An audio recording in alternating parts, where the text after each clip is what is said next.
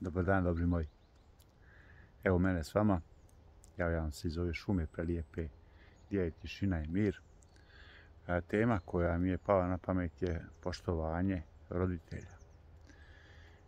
Naime, onako kako se mi ponašamo prema svojim roditeljima, tako će se naša djeca ponašati prema nama. Ako mi s svojom djecom ponašamo odvratno prema svojim roditeljima i ne pokazuje im ljubav i poštovanje, kad ostarimo, ako ostarimo, to nas čeka isto. I ne samo zbog toga što univerzum vraća sve što radi, kako radimo, tako nam se vraća, nego je to jednostavno ogledalo. Jer djeca, i kad su velika, do nekih godina vide u svojim roditeljima idole i kopiraju njihovo ponašanje. I to je jedna velika istina. A druga stvar je ta ljubav prema roditeljima koju mi osjećamo, treba da osjećamo, zato što su nas othranili, vaspitali, izveli na put onako kako su mogli, umjeli i znali. Sjećam se, juče je mojoj mami bio rođendan, sjećam se nekad kad sam ja bio jako mali.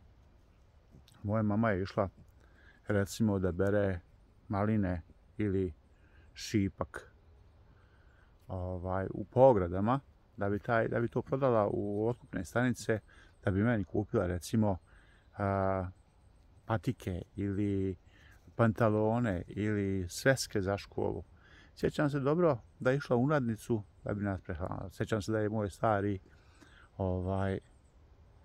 išao na posao, trudio se da nam obezbedi sve što treba. Onako koliko su znali, kako su znali i mogli i umjeli. Nismo imali nikad previše, ali kad osjetite nekad ljutnju i bijes prema svojim roditeljima, sjetite se da ste bili djeca i da su vodili računa o vama, da su vas vaspitavali, kako su znali, umjeli, čuvali, štitili, liječili, njegovali. Sjetite se koliko ste bili nestašni, koliko puta ste bili prekoreni, koliko puta ste neko zlo učinili, pa je to prešlo preko toga, pa su roditelji prešli preko toga, naravno, ko će ako neće roditelji. Sjetite se toga i odmah će vam biti sve jasno. Ono što ste vi radili svojim roditeljima kad ste bili mali, to vaša djeca sad radi vam. To je ogledalo, to je zakon univerzuma. A ono što radite svojim roditeljima sad, pošto su stari i nemoćni, to će raditi vaša djeca vama. Pa dragi moji, izaberite sami kako hoćete da se vaša djeca ponašaju prema vama. Grlim vas, ljubim i volim, a budite mi svjesni, savjesni, dobri, zdravi i veseli. Živjeli vi meni.